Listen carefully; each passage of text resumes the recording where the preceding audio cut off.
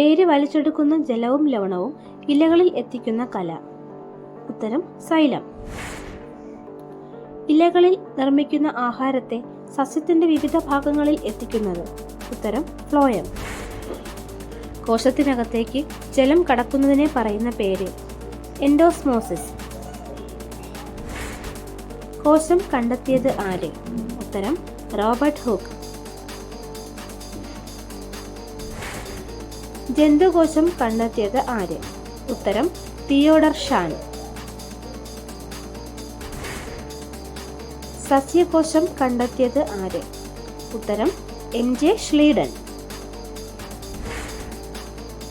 ആഹാര സംഭരണം, പ്രകാശ സംശ്ലേഷണം എന്നിവ നിർവഹിക്കുന്ന കല. ഉത്തരം പാരൻ കൈമ. വായു അറയുള്ള സസ്യകല ഏത്? ഉത്തരം പാരൻ കൈമ. കടുപ്പമുള്ള സസ്യഭാഗങ്ങൾ നിർമ്മിച്ചിരിക്കുന്ന സസ്യകല. ക്ലീറൻ കൈമ. കാണ്ഡത്തിന്റെ വളർച്ചയെ വർദ്ധിപ്പിക്കുകയും വേരിന്റെ വളർച്ചയെ തടയുകയും ചെയ്യുന്ന ഹോർമോൺ.